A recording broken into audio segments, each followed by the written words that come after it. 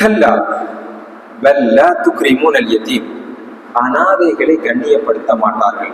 ஏன் கண்ணியப்படுத்த மாட்டார்கள்னா அவங்ககிட்ட தான் மமதை வந்துட்டு நிறைய பணம் வந்தோன்னு இது இது அல்லாஹ் எனக்கு தந்தது, நான் உழைச்சது என்ற ஒரு மமதை வாரத்தினால சமூகத்துல அனாதைகள் ஏழைகள் எல்லாத்தையும் ஒதுக்கி பாக்குறாங்க. அல்லாஹ் என்ன சொல்றாங்கன்னா, இல்ல உனக்கிட்ட அப்படி வந்துச்சுன்னு சொன்னா, உன்கிட்ட பணம் வந்துச்சுன்னு சொன்னா அடுத்தது நீ அனாதையை இக்ராம் பண்ணணும். அது சமூக இந்த பிறவன் எல்லாம் சமூகத்தை நலிவடைந்த கூட்டத்தை கண்ணியப்படுத்த மாட்டான், அவன் கேவலமா தான் பார்ப்பான். இந்த நிலைக்கு நீங்க போகாதீங்க.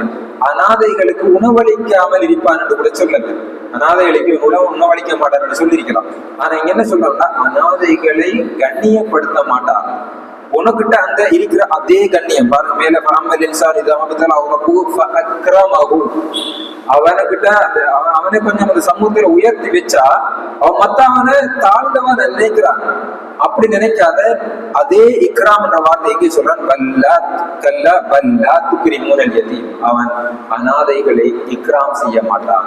இன்னும் அல்லாஹ் எப்படி கண்ணியப்படுத்தி உன்னை படிப்பிலையும் அறிவிலையும் அந்தஸ்தில உயர்த்தி வச்சுக்கிறானோ அதே மாதிரி அந்த அனாதையை நீ கண்ணியப்படுத்து.